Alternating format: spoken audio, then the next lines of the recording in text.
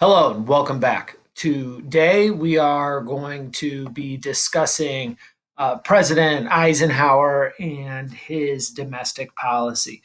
World War II has ended, the Cold War has started. The Korea ended up being kind of a hot mess.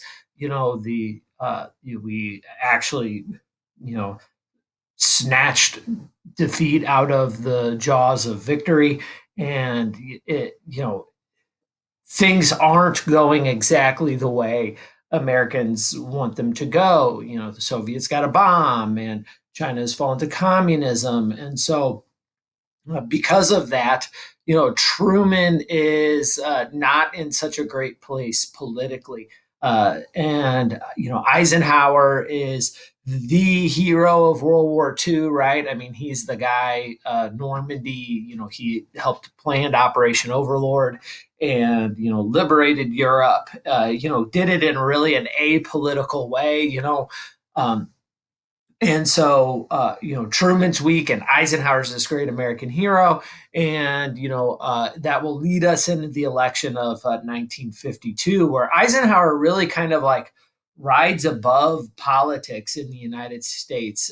He just has to essentially show up and you know, um, be kind of above the fray, and he's projected to do very well.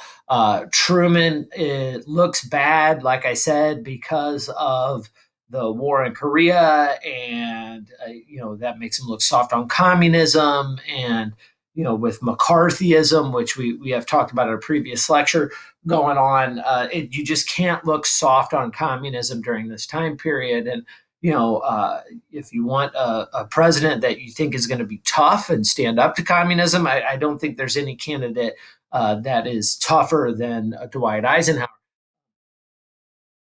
Truman also looks bad domestically. After World War II, we see a series of strikes.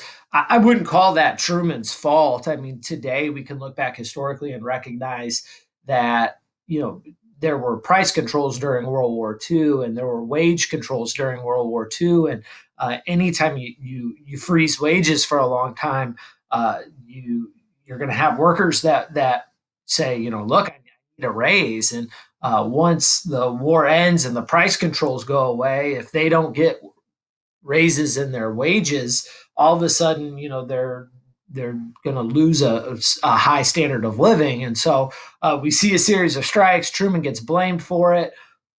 We see inflation after World War II, and that's going to change.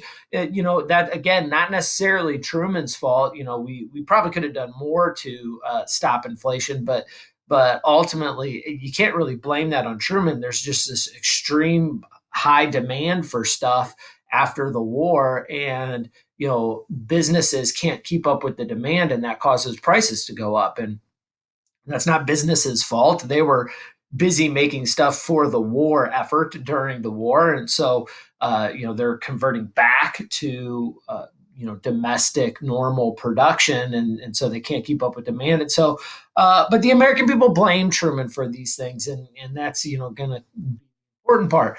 His approval rating drops, and so the Democrats will choose to nominate Adlai Stevenson. Adlai Stevenson is this like intellectual guy. He's clearly very smart, very academic, but the American people kind of believe he's a little snotty. Academia during this time period is kind of looked at cross-eyed because of the connection to these like college campuses and communism. And so, people are a little sketched out by that to begin with. And, if you're I think people really respect intelligence. Americans have always respected intelligence. I think sometimes historians and scholars try and act like intellectuals alienate the masses. I don't necessarily think that's true. I think pretentious intellectuals, let me pontificate on, I think that has turned people off in America for a very long time. We've always, respected skilled people and people of accomplishment in the United States, and that's really what intellectuals are. But these like, these intellectuals in a bubble that really never leave academia, and there's this like feeling among the American voters that you're not one of us. Like it's you think you're better than us because of your education or whatever, and so people are really kind of like just get a bad taste in their mouth with Adlai Stevenson. Like they think like, oh, you're one of those intellectuals, one of those people that think you're so much smarter than everybody else. Eisenhower, on the other hand, he's soft spoken, and he's obviously incredibly intelligent. But he doesn't kind of rub it in your face, and so kind of everybody looks at him. I mean, look at the picture of him. I mean, it looks like everybody's grandfather, at least white America in the 1950s. And the majority of America then was white, so you're just looking at him like, oh, that's grandpa, and so there's something relatable to him. And so, what we're going to see is Eisenhower runs on what they call the KC formula. That's going to be Korea, communism, and corruption. The idea behind the corruption is that these New Deal policies are starting to overreach, and they're inefficient, and so they really kind of push that, like we need to return kind of small town morals into the government to push out these corrupt federal elements. We're going to be tough on communism. That we're going to stand up. Eisenhower's like the alpha male in the world right now, and so he'll stand up to communism. And the failings of Korea, and I don't think you can look at Korea. America today, we were like, oh, it's a draw. It was a draw. Well, I mean, it was a draw, but it was a war that we should have won, and a war that we did have won until Douglas MacArthur crossed the 38th parallel, which makes Truman look weak, right? Truman issued orders multiple times to stop MacArthur, and he couldn't stop him. And so, we talked about that in the previous lecture on the Korean War. So, Truman just looks weak, and that's what Eisenhower runs on, and it's working really well. And then he selects a young Richard Nixon to be his running mate. Richard Nixon has gained notoriety because of the Alger Hiss affair. And so, he really kind of led the investigation into Alger Hiss, the spying that we talked about in the lecture on McCarthyism and the Pumpkin Papers. And so he's this kind of rising star in the Republican Party, and is this just kind of the natural pick for Eisenhower. And then they run into a little road bump here, and it's Richard Nixon, and I think everybody watching right now has heard that name before. He's caught up in one of the biggest scandals any American president ever gets caught up in, with Watergate. We'll talk about that in a future lecture. And so he's a real kind of scandal-ridden guy, and he's going to get caught up in a scandal during this election. The Eisenhower campaign is running against Truman against Adlai Stevenson on this idea of corruption, and lo and behold, Nixon gets accused of taking political contributions and using them for his own personal expenses.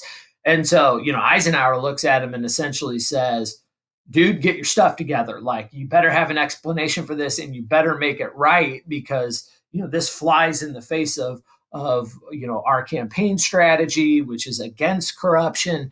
And, Eisenhower essentially tells him, you got to make this right if you want to stay on the ticket. And so, Nixon clearly is a very ambitious guy, wants to stay on the ticket. And so he does something that's kind of unheard of. He's going to get on national television and give his very famous checkers speech. And so when he's giving his Checkers speech. Checkers is actually the name of his dog, and we'll talk about like why the speech gets named after his dog. But what Nixon does to regain the public's trust is he essentially gets on TV and completely opens up about about his finances. And so, he gets on TV and he says, here's what it is. And he tells everybody about all the jobs he's had, how much money he makes at those jobs, how much he saved over his lifetime, and then he starts to lay out his debts. And so, he's got he does it, and at a cursory glance, it does look like he's got a lot. He makes more than most Americans at the time. He's got, as a politician, has a relatively cushy job. He does own two homes, but both of those homes are really actually pretty modest homes, and one of them his parents are living at. And so he's I mean, like, it really kind of makes him look like a sweetheart there. And at the end of the day, he's actually in debt. And so he's like, look, that's going to endear him to many Americans. And he's going to say, look, I mean, here it is. Here is, all of my expenses. And, you take a look yourself and you judge. And most Americans are going to look at that, and one, they're going to think, oh, like, well, this guy's honest. He's like exposing some kind of real personal information that people would be uncomfortable with. Nobody likes to admit that they're in all kinds of debt and that they're not as financially secure as people think. And it lays it all out there and says, if you think I stole this money, where's it at? Like, I just show me where it's at, because I certainly don't have it. And then at the end of the speech, and this is what is really gonna just like have America, have this like, oh, like, moment. He's going to talk about political gifts, and he actually does admit to a crime. As a politician, he's not allowed to accept personal gifts from people, right? Because it's you can accept like Christmas gifts from your family, but you can't accept these gifts from outside sources, because that's a way that rich people can use to manipulate the political system to their benefit. And so there's regulations there. And one of his supporters heard that the Nixon children really wanted a dog.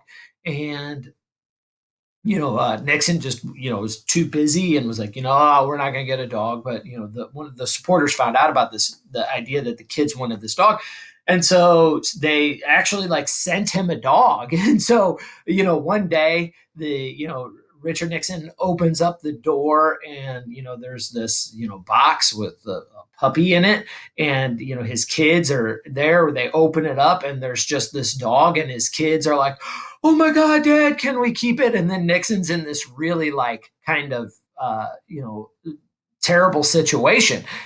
Keeping the dog is illegal, but getting rid of the dog breaks your kid's heart. And so he decided to keep the dog. His kid's happiness was more important to him than actually following the technical letter of the law. And so he does say to the public on TV for everybody to hear, I kept the dog, and you know what? I'm sorry, I'm not giving it back. And that statement is an admission of guilt. Essentially, it could potentially end his political career. It's the ha, you took an illegal gift. But I think collectively around America, hearts are breaking, because they're like, oh man, this is a dad that is potentially torpedoing his career because he doesn't want to take a dog away from his kids. Like, oh, and so it really saves Richard Nixon's career. It makes him more popular, because he's doing something that I think we all recognize is really pretty human, in that, like, look, I'm not going to just break my kid's heart because of this rule that makes sense, but doesn't always make perfect sense, and so it actually it saves his career and he gets to stay on the ticket. On my website, I have included YouTube videos of that speech. So if you want to watch it, just go to my website and then click on the video. It's little long, but pretty interesting.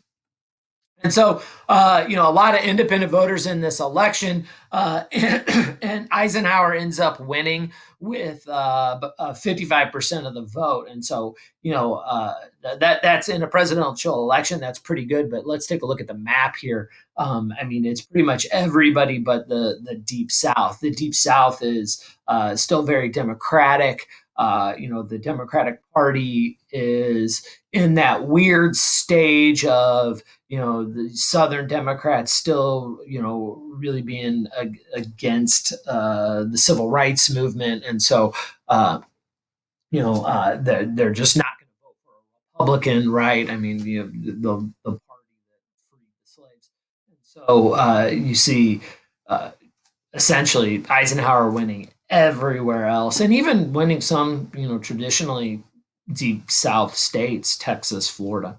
And so that is a very large electoral college landslide. And so Eisenhower is going to, come in as a pretty popular president with a pretty strong mandate. So, why is Eisenhower win? A lot because he's seen as being above the party politics. Democrats are comfortable voting for him, because of a lot of his social stances.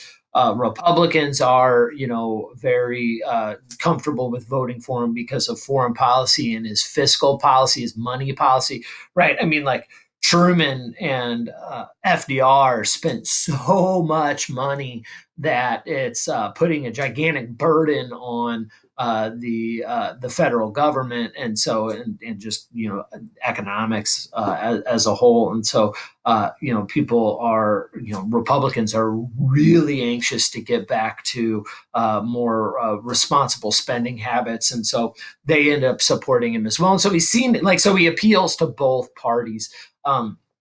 He's generally considered to be this like boy scout or grandpa figure that like everybody can relate to. He's as American as apple pie, and he's that kind of he's perceived as that kind of guy, which is crazy because in reality, I mean, he's had a pretty serious temper behind closed doors. He could be profane, pretty aggressive, which shouldn't surprise anybody. But he really kept that image private. His public image was very grandfatherly, very calm, and like I said, as American as apple pie.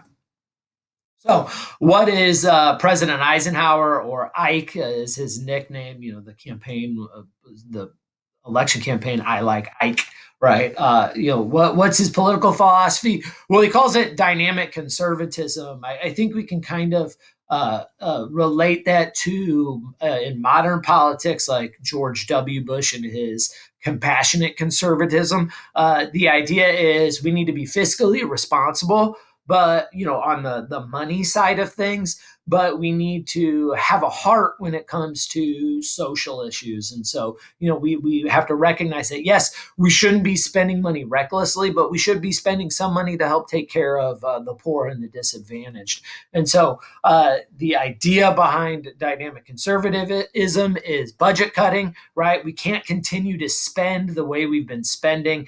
Another issue, kind of political issue that we were talking about today, a lot of times, this is going to be the real one of the big differences between Republicans and Democrats moving forward. Eisenhower kind of changes, what it means to be a Republican during his administration. It's this idea that as Republicans, they're very afraid that spending is getting so out of control that we're borrowing against our future, and that all this out of control spending that we're doing today is just stealing from future generations. And so, I mean, I think today we're like $26 trillion in debt. Republicans are starting to say that's not sustainable. And the more we spend today, the bigger hole we're digging for our children. And so Eisenhower really wants to get that in line. He wants to, he believes in the trickle down economics of Herbert Hoover. This idea that if you help support big business, the more big business grows. Essentially, two things happen.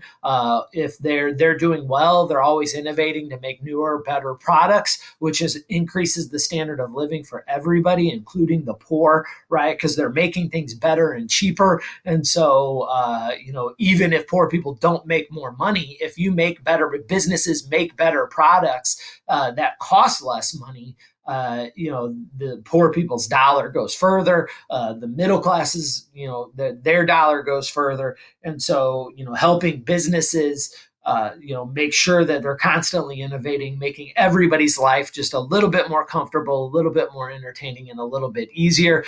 The other thing that people who believe in trickle down economics believe is that to be able to do that, these businesses, when they get an influx in cash, they're also going to use that to hire more people. And so you help the businesses at the top, and then that money, eventually that business hires other people, so it sprinkles down, and so all of a sudden it creates more jobs. And so these people have more money, which they're going to spend in the economy, which is going to help other businesses. And then once they're making more money, they'll hire more people. And then eventually, so it trickles down, and it gets down to everybody. The Democrats tend not to think of that. They tend to want to help the individual, and then it's like almost trickle up economics. The individual, instead of helping business, you help poor people. Poor people spend their money, right? And businesses then get that money once it's spent. Then once they have that money, they then hire new people, and so these people get jobs, and it's circular that way. Which one is right? Both, clearly both work. And so there's no doubt about it. I would be, there are people out there, politicians and political types out there that are advocates of, no, you can't help business, you got to help just poor people and individuals. And then there, which are typically Democratic operatives. And then there are Republicans that's like, no, you can't do that, you have to help businesses, and businesses will hire more people. The other way doesn't work. They have an agenda, and they're selling you something. Most economists will tell you that both are beneficial, and it really depends on the circumstance. One works better in one set of circumstances, and one works better in another set of circumstances. And anybody that doesn't recognize that is generally pushing some sort of political opinion. So but for our purposes, Eisenhower is a top down guy, and so is helping. Advocates for helping businesses, and then he wants to take a lot of the things that the federal government have really kind of dominated since the Great Depression, and turn them back to state and local governments. When you talk about relief efforts and things like that during the Great Depression, the federal government had to do it because it was the only organization that had enough money to do it, or at least that was the belief. Now that is over, we're more prosperous. He believed we need to take that away from the federal government, because the federal government, even though it's got the money to do that, it doesn't do it as efficiently. There's more corruption because there's just more layers to it. And so give it back to the state and local government. It'll be much more efficient, much more cost effective, and much less corrupt. Basically, it boils down to his quote about dynamic conservatism. It's I will be a conservative when it comes to money matters, and a liberal when it comes to human beings, right? It's this idea that we have to be fiscally responsible, because if we're not, we're just selling out our children's future for a benefit today. And that you know But we also have to recognize that there are people in our society that we need to be able to help, and so that's dynamic conservatism. And he excuse me, he really holds true to that. He's going to extend Social Security, and so more people can get retirement insurance. Excuse me, I got a little something in my throat.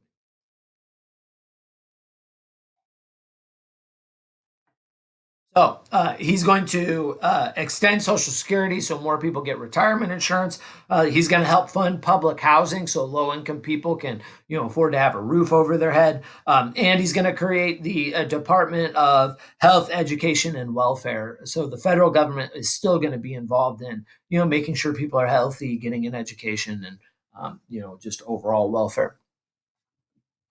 Uh, Eisenhower gets known as the hidden hand president. That's in large part because he always tries to avoid controversy and confrontation. He really wants to operate behind the scenes, delegate a lot, stay away from anything controversial.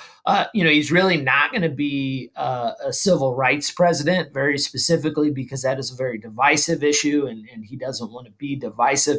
He won't be able to totally avoid that because the Brown versus Board of Education decision will happen during his presidency, and so he's gonna have to step in when the federal government essentially says states can't keep these black kids out of white schools.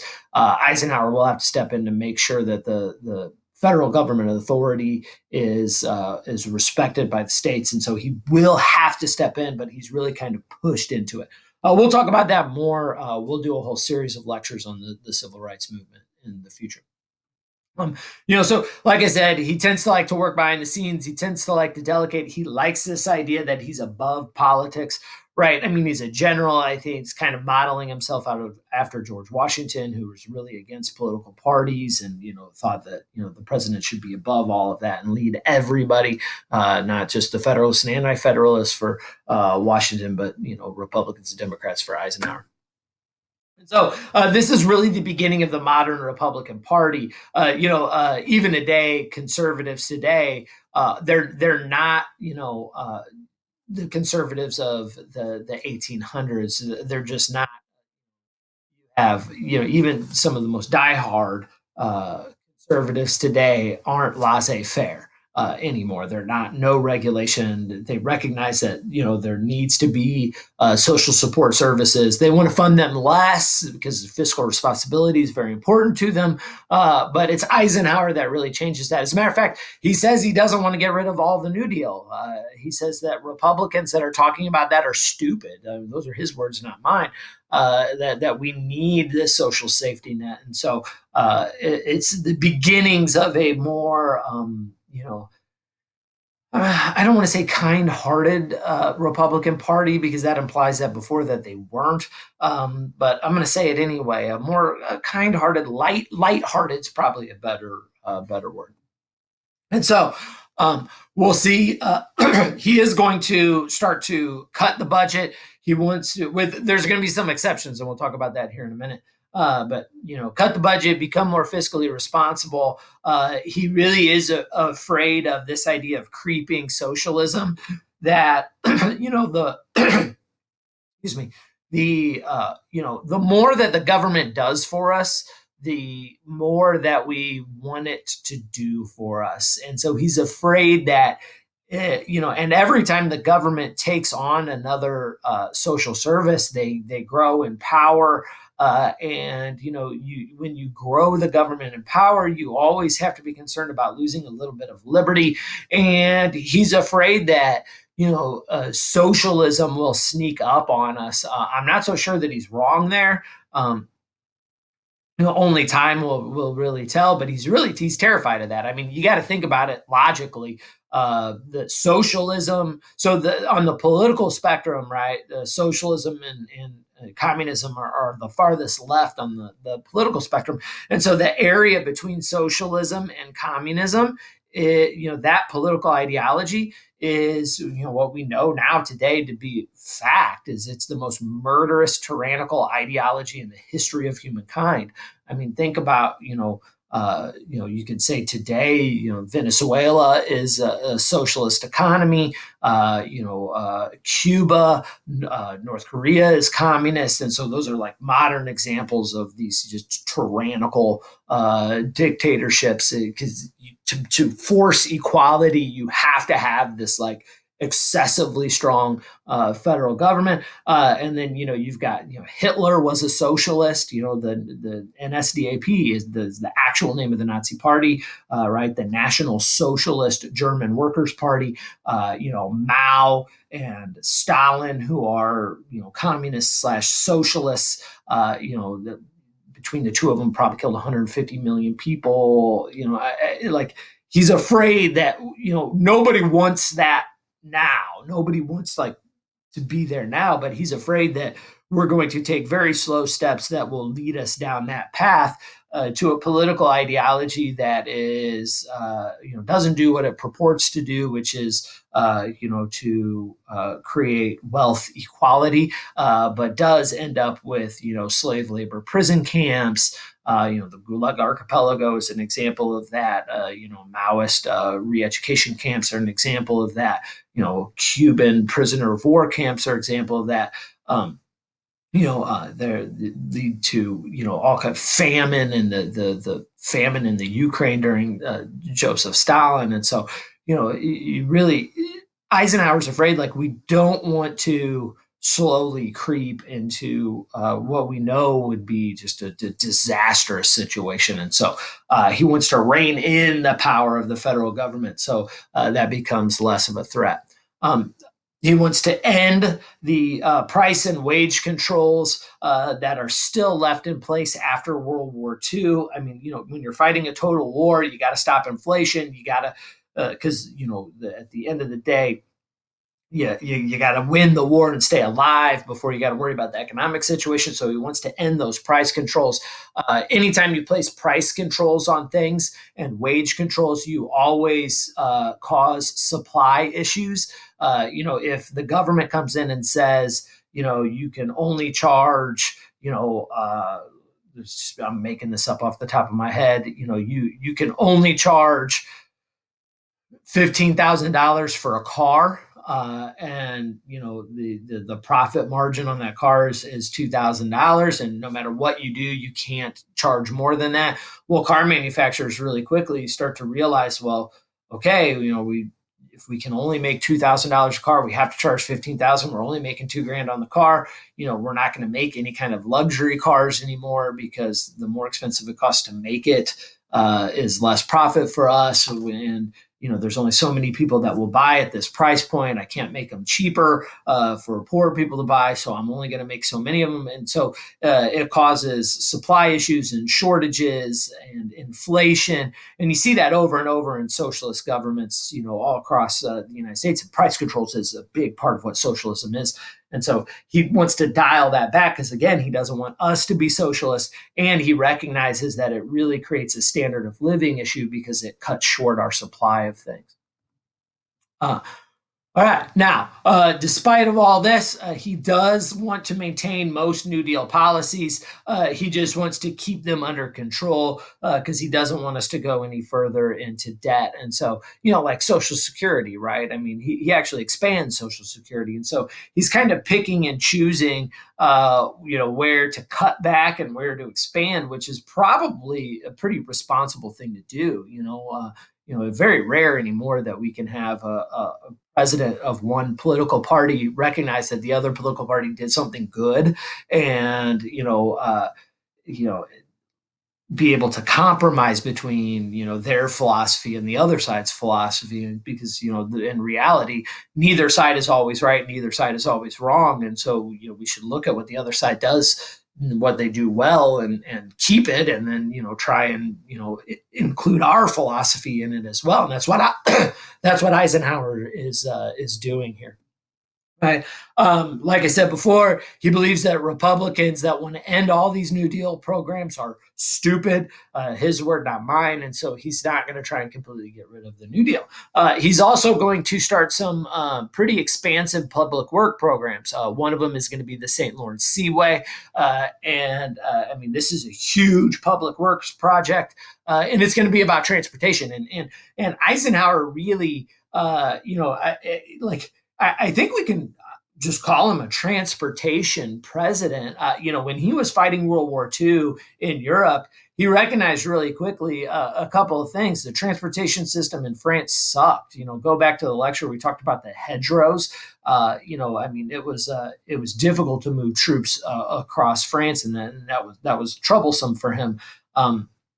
But you get to Germany, and Germany had this extensive transportation system, the Autobahn, and he's like, "Oh my God, this is like awesome!" And he recognizes, two things about having a really good transportation system within your country. The first is for trade, and this is the most important, right? The easier we can move things across the country, the more we can trade, and the cheaper we can get goods from here to there. And think about that, like. If you're living in New York City, how much food does New York City produce? Right? And so where they got to get their food from? Well, they got to get their food from the Midwest all the way over there. And so the better the transportation system we have, the cheaper we can move food from the Midwest to places like New York City, which means they get cheaper food, but they buy more food, which means more profit for the people in the Midwest. And so good transportation system is important, and you can expand that worldwide. And so the St. Lawrence Seaway is going to be the transportation that we're going to be used for shipping to be able to get goods from the Atlantic Ocean all the way to the Great Lakes. And so it essentially expands all the canal systems that we have that connect, the Atlantic Ocean to the Great Lakes, but it makes them deeper for these ocean-going ships that are gigantic, so they can fit through those canals to get to the Great Lakes. That's super important because then you can all of a sudden you can ship straight from Europe to Chicago, which is like the railroad hub. So you don't have to ship to New York, right? And then unload everything at New York, put them on trains, get them to Chicago, and then have Chicago, switch trains again and send them out to the rest of the country. Like you just don't have to do that now. You could just go straight to Chicago and kind of cut out some of that additional cost. And so that's going to be absolutely wonderful for our economic system. And as a matter of fact, we're extending the lock system for about 2,500 miles. It takes about 5 years to develop. Canada is going to help us develop it as well. And so, because they're going to be able to use that system, so it's going to help international trade. And since then, billions and billions of dollars of trade have moved through the St. Lawrence Seaway. So this is a great thing for the American economy. The other thing that he's going to do is the Federal Highway Act of 1956. Excuse me. And the Federal Highway Act of 1956 is, Eisenhower's push. This is probably the thing that is most impactful to America. It really kind of changes America a lot. American life changes what it means to be an American, makes us a more homogeneous people, right? Makes us more the same. Which I mean, I think can be considered a good thing and a bad thing. We'll talk about that in a minute. But it's really based on the Autobahn system. And so, he saw how, important the Autobahn system was for Germany, for the economy, and for the military to be able to move troops across. And so, what he's going to do he's going to pass the Federal Highway Act, which is going to build an interstate highway system, about 42,000 miles of highway that makes it easier to cross the country. And so, a highway, we're talking about the interstate system. And so, for fast, easy transportation, not a lot of turns and curves, no stoplights, higher speeds. And so, really make it easier to transport goods across the country. And so, and it's set out in an organized pattern, right? So previously, roads were really built by the states or the municipalities, the cities. And so it was kind of this hodgepodge system of roads where you might be on a paved road one minute, then a gravel road the next, and to get from one place to another, generally speaking, it's very tough to go in a straight line. You'd have to go here and like to get where you're going. And so, not very efficient. And so the highway system is going to be set out in a grid pattern. If you notice the interstates, they're numbered even and odd numbers. All the even number interstates go east and west, and all the odd numbers, so even numbers east and west, odd numbers go north and south. And so they put a grid pattern up across the country. And this is going to just essentially overnight connect the country in a way that it hadn't been connected before. It's going to increase trade dramatically. It's going to create the trucking industry, right? I mean, you're not going to have these big 18-wheeler trucks traveling down dirt roads. It just doesn't work that way.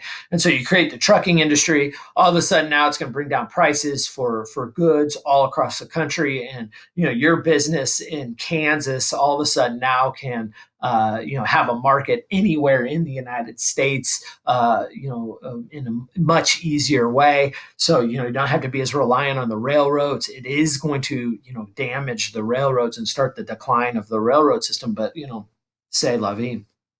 And it's going to create all entire new industries, right?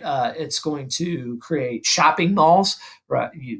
Think about where malls are located. We're here in Southern Illinois in the Belleville area, Fairview Heights. The mall there is right off of Interstate 64. And imagine wherever you are in the United States watching this, your closest mall is probably right off the interstate. And we can also just close your eyes and imagine you're driving down the interstate, and off of every exit, what are you going to find located off those exits? I mean, it's amazing. And this is what I mean by a more homogenous society. You really can travel all the way across the country by car now and really kind of expect to see the same things. I guarantee you, when I just asked you, what do you think of when you think of an interstate exit? What's located right off the exit? Well, Holiday Inn, right? So it's going to create the hotel motel industry. It's going to create the fast food industry, right? I mean, most of you guys probably thought McDonald's, and today Taco Bell, KFC. This is really going to help create the fast food industry, right? The hotel industry, shopping malls, fast food. And think about that. You can travel from New York City to LA and eat the same thing every day on the entire trip across the country. That never happened before, right? That's that homogenous America thing, which is actually a little bit sad too, because we're going to kind of lose our regional flares, right? The German towns and it used to be travel across the country. You had to eat whatever the local kind of flair was based on immigration patterns throughout United States history. That kind of is going to go away. Which I think is a little sad, but it's cheaper and more convenient. So it really changes the shape of America. Now, a lot of politicians don't want to spend the money on this project because it is going to be very expensive. And so Eisenhower will convince them that we need to do that in case we ever get invaded, because we're going to have to move troops all the way across the country. Our geography is big, and so it's difficult to do that. The highway system will make it easier. That's not really what Eisenhower's saying. I mean, that's part of it, but mostly he wants it for economic reasons. And it is going to be a gigantic economic boom for us. And he also agrees to get the money by increasing taxes, right? And a lot of Republicans don't want to do that. And so essentially a gas tax is going to be created to help pay for this. So, it's, again, the interstate system, it's going to be a boom for the automotive industry. It's going to change where we live. All of a sudden now with the interstates, we can live further and further away from cities where we work. And so, it's going to create a boom in the rise of suburbs. We'll talk about like Levittown and cheap affordable housing as well. And so, it just really changes the way that America operates, the way that it works, the way that, where we live, what we eat. Vacations become easier because it's easier to travel, and there's hotels, every few miles on these interstates. And so, just it really changes America. All right, that's where we're going to leave off today with Eisenhower and his domestic policy. We'll pick up with our next lecture talking about Eisenhower and his foreign policy. Thank you very much for your time. I appreciate it, and I will see you soon.